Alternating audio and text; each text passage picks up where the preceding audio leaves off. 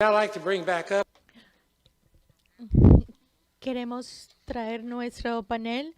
Senador Cassidy, si puede tomar un asiento, y otros miembros del panel con respecto al bloqueo de dinero basado en el comercio, Andrea Schwartz y también Emmanuel Ottolenghi, que será virtual. Senador Bill Cassidy, muchas gracias, señor.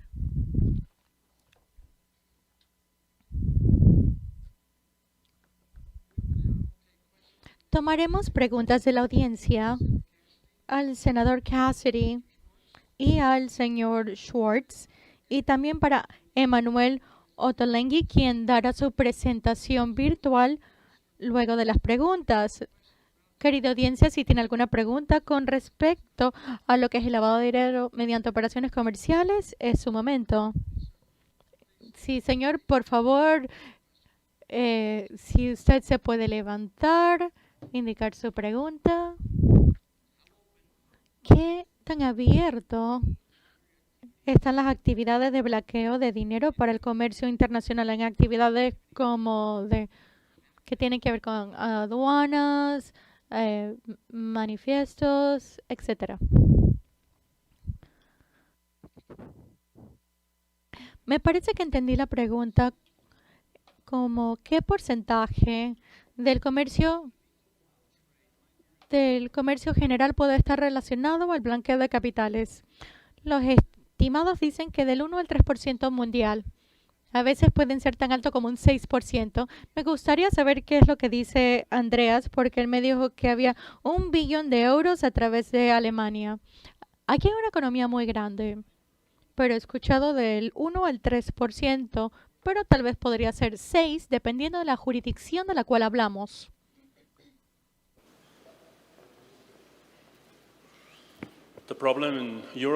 El problema con Europa y Alemania es que no hay suficientes personas dentro de la administración para este tema en específico para manejarlo. Me parece que las políticas no tienen las sensibilidades necesarias y puede que no sea el tema del momento. Están trabajando en la pandemia, están trabajando en la economía, y el tema del lavado de dinero, blanqueo de capitales, pues no está a un nivel muy importante momentáneamente. Espero que con el avanzar del tiempo se interese la comunidad un poco más en esto. Doctor Emmanuel Ottolenghi, le damos la bienvenida a tomar esta pregunta y brindar una respuesta con respecto al lavado de dinero mediante operaciones comerciales.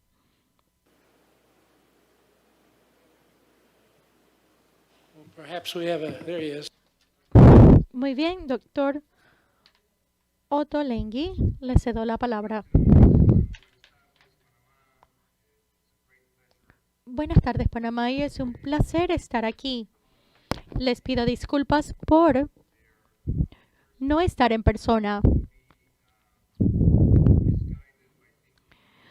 Por favor, no piensen que los quise evitar porque estoy de vacaciones esquiando, es mi fondo de pantalla, y no es así.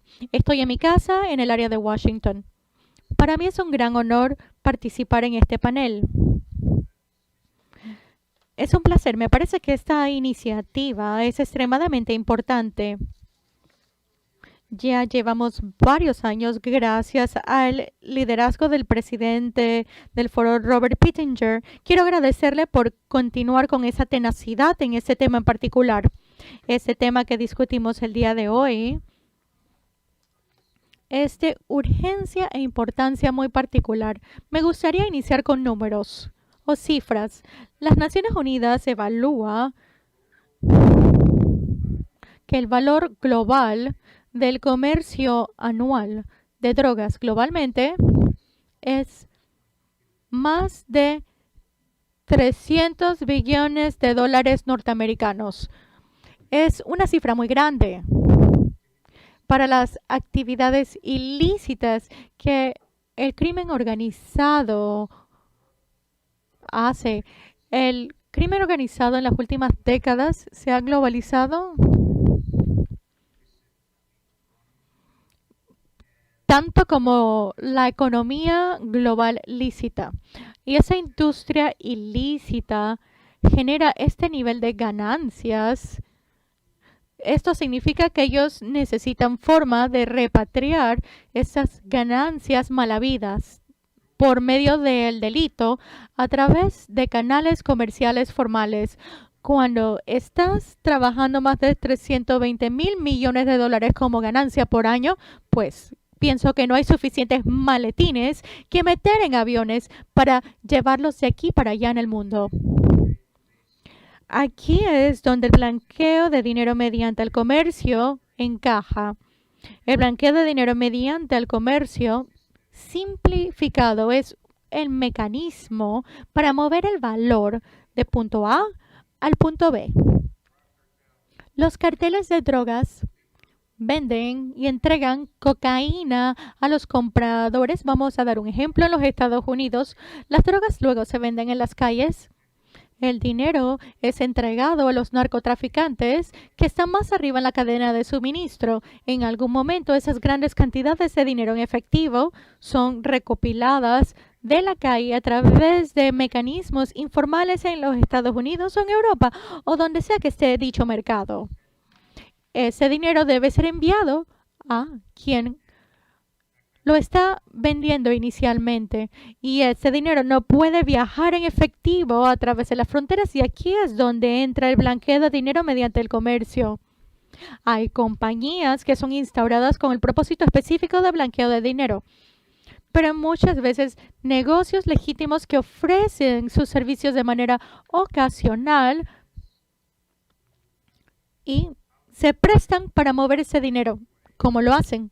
En una variedad de formas.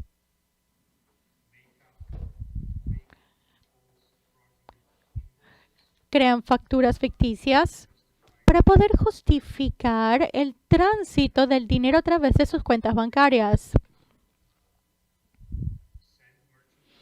Envían mercancía falsificada, pero declaran el valor como si fuera de marcas originales.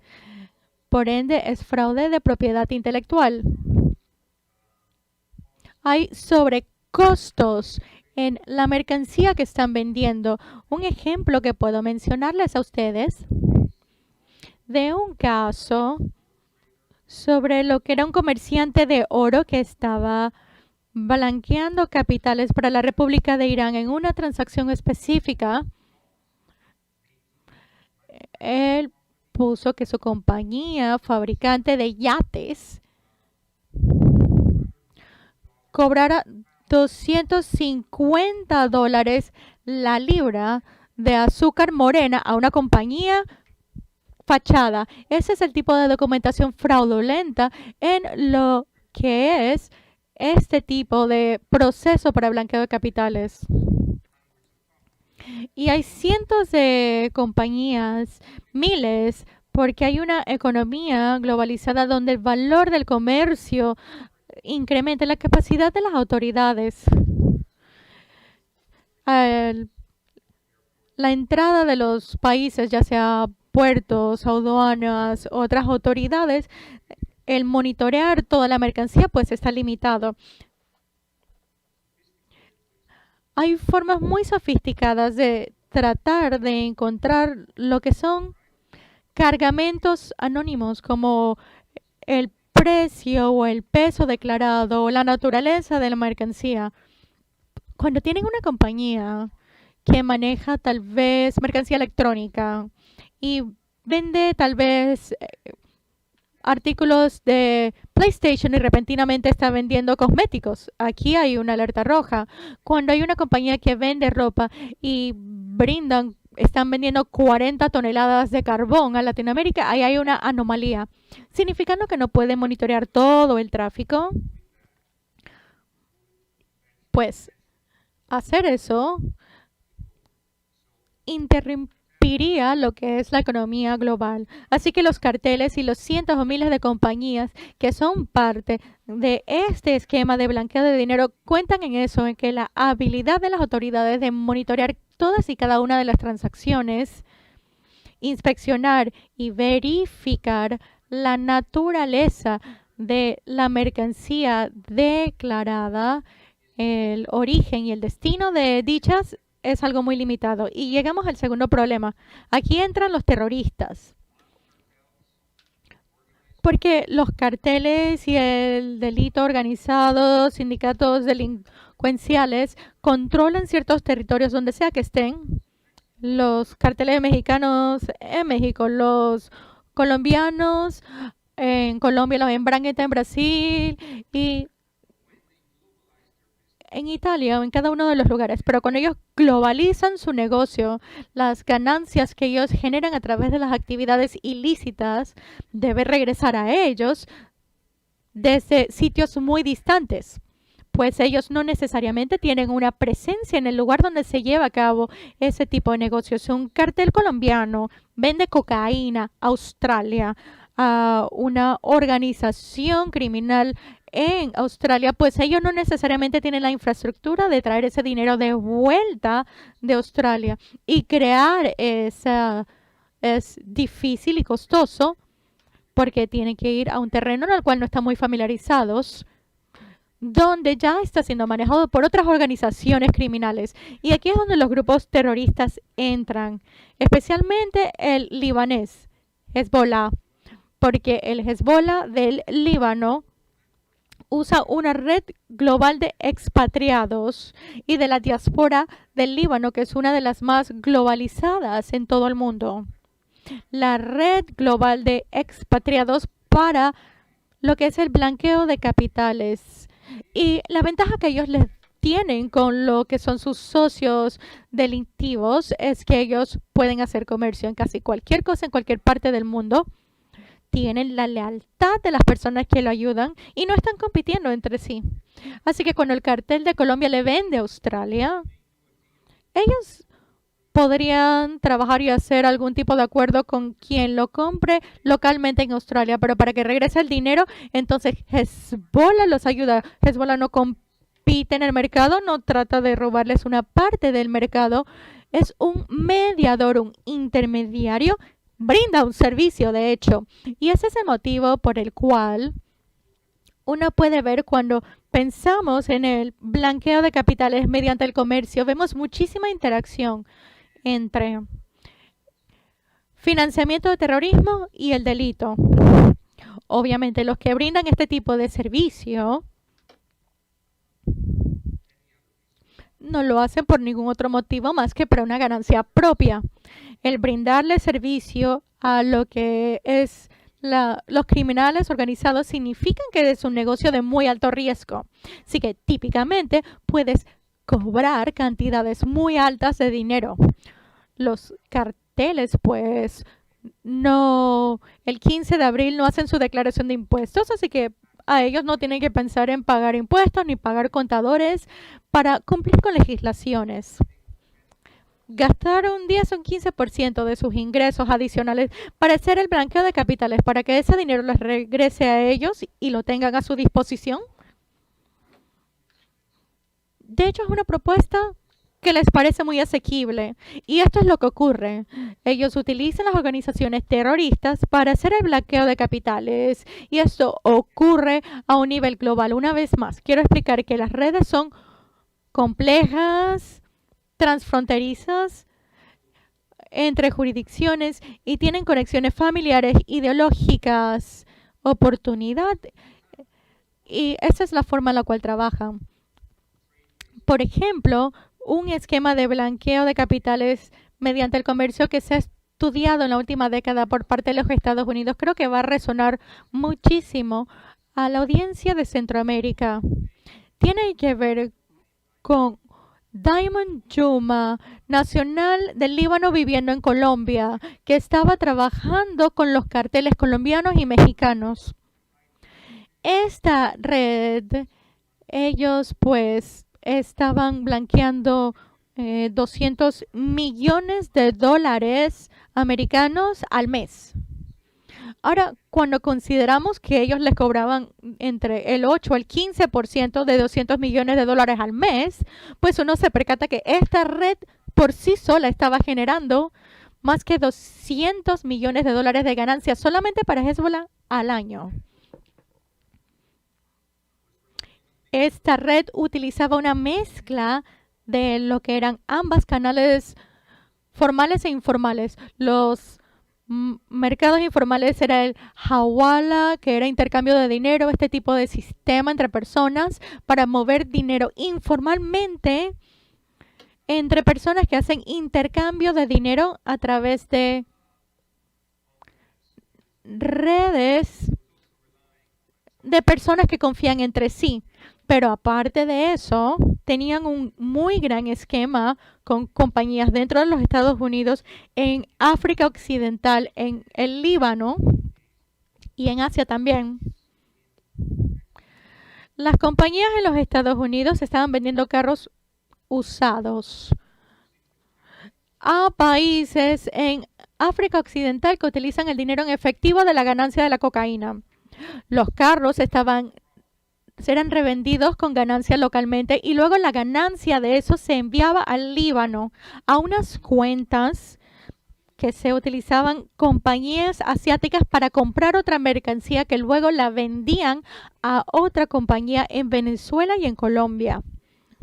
Esa es la forma en la cual el dinero se estaba moviendo de la cocaína que se enviaba, se vendía, el dinero que entraba en diferentes etapas y regresaba a los carteles mexicanos y colombianos.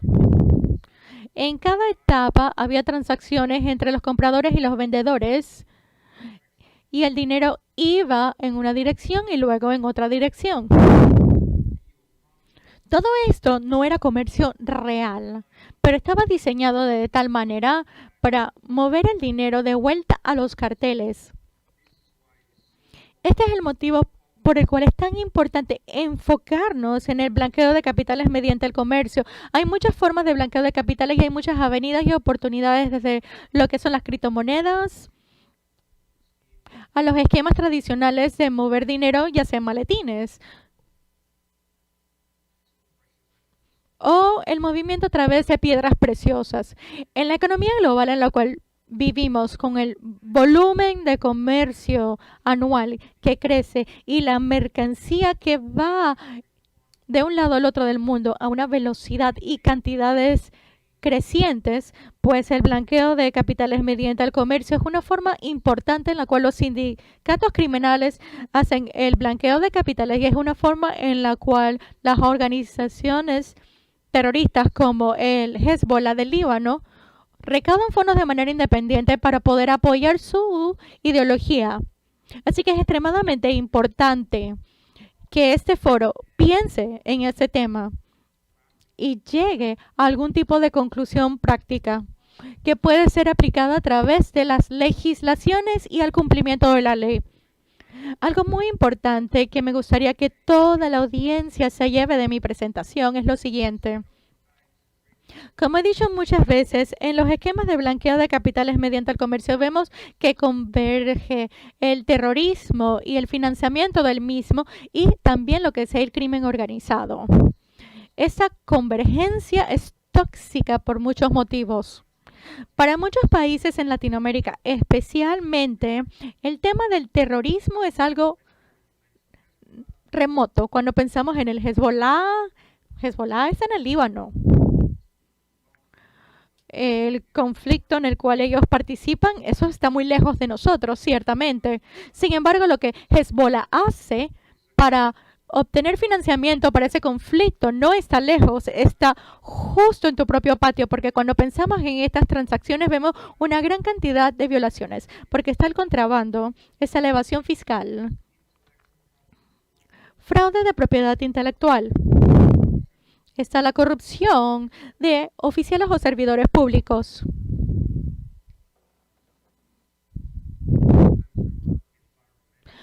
Muchas veces hay un impacto ambiental.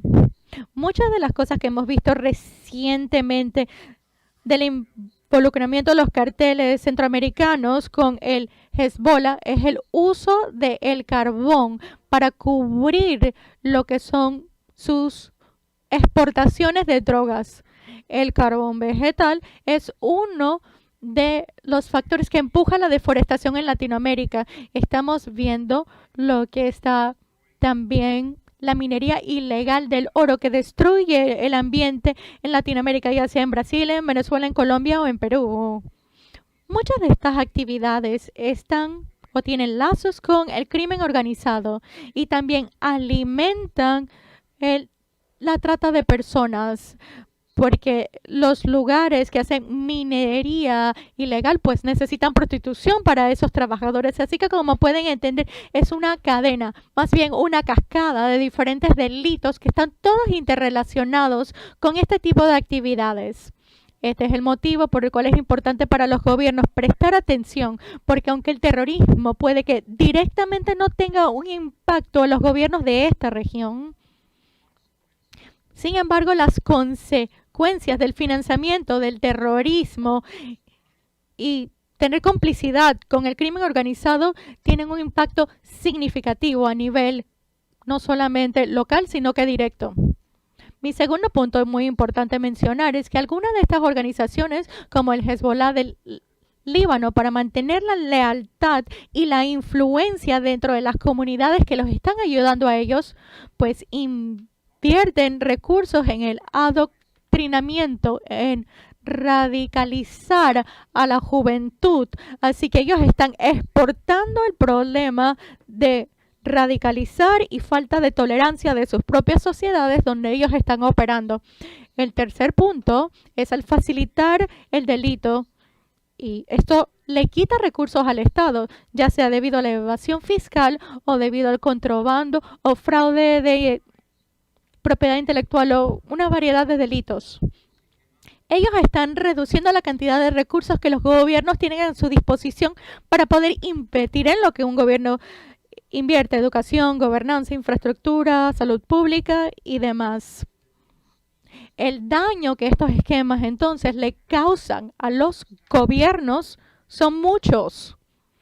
Requieren ser abordados y una forma en la cual lo podemos abordar de mejor manera es incrementar la transparencia a todos los niveles.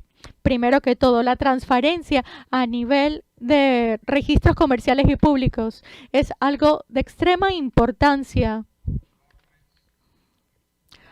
Los gobiernos deben aplicar el principio de transparencia corporativa. Las personas tienen que saber quiénes son sus clientes. Nosotros debemos saber quién está detrás de ese negocio.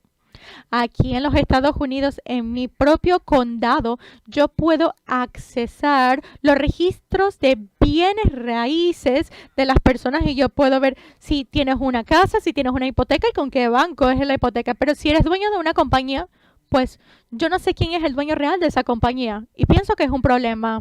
Nuevamente, los Estados Unidos no estamos en la vanguardia de arreglar este problema todavía, pero es extremadamente importante que la transparencia prime. Ese es el primer paso. El segundo paso es que, dado que muchas veces el problema es el crimen y lo que es financiamiento de terrorismo, necesita agencias de inteligencia, los estamentos de seguridad que trabajan en conjunto. Y tercero, lo que se debe alentar también es la cooperación entre los gobiernos y las agencias públicas y oficiales públicos, funcionarios públicos. Por ejemplo, cuando tienes un esquema de blanqueo de capitales mediante el comercio, muchas veces hay compañías que están involucradas, que están o tienen sedes en 2, 3 o 4 países diferentes. No se puede atacar de manera efectiva y judicializar esto específicamente a menos que el sistema judicial, que la policía, que los estamentos de seguridad de estos países tengan una tradición, procedimiento y confianza de compartir la información entre ellos. Obviamente, compartir información es algo que debe ocurrir dentro de los estamentos de seguridad que debe llevar a las personas a la justicia, pero también la inteligencia que está enfocado en la prevención. Muchas veces la información que tiene la inteligencia pues no se puede utilizar en un sistema judicial. Sin embargo, puede ayudar a los estamentos de seguridad a mejor entender lo que ellos afrontan. Mientras más comunicación haya entre ellos, pues mejor. Este nivel de transparencia y comunicación transfronteriza también debe ocurrir en las esferas específicas que están involucradas en el comercio diario, ya sea aduanas, las autoridades de aduanas, las autoridades portuarias y las instituciones financieras que procesan los pagos del comercio. Muchas veces esa información está allí, sin embargo, no es compartida en quien tiene la información de una manera oportuna para asegurarse que las transacciones sean encontradas. Así que todos los niveles la transparencia. Último, pero no menos importante, y debo mencionarlo en este foro, muchas veces en el mundo de una economía globalizada del siglo XXI, en el mundo digitalizado, el mundo corporativo, las compañías privadas tienen su propia forma de obtener inteligencia y mecanismos de debida diligencia que muchas veces tienen aún mejor información y un proceso de procesamiento mucho más rápido que las agencias o estamentos gubernamentales, significando que se requiere mucho más comunicación entre los estamentos de seguridad, actores gubernamentales y el sector privado. Hay mucho que ganar en esta alianza. ¿Quién sufre el daño cuando hay fraude por lo que es fraude de inteligencia o fraude de marcas? La transparencia a todos los niveles, la cooperación entre la inteligencia transfronteriza, cooperación comercial, aduanas también, diálogo entre el gobierno y el sector privado, pues es algo que puede ayudar muchísimo a mitigar esto. Quiero detenerme aquí y les doy muchas gracias por la oportunidad.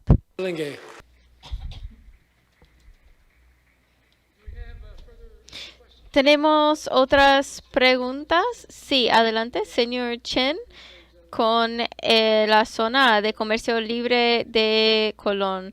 ¿Tenemos un micrófono para el señor Chen? Buenas tardes, me llamo Michael Chen. Soy el vicepresidente de la Cámara de Comercio de la Zona Libre de Colón. 6% de carga global pasa por Panamá. Tenemos la zona libre, el segundo zona libre más grande de la región. ¿Cómo perciben las acciones de Panamá para combatir esos lavado de capitales? Número 1, ¿estamos haciendo suficiente? ¿Y qué es su opinión acerca de la zona libre de Colón? Número 2, gracias.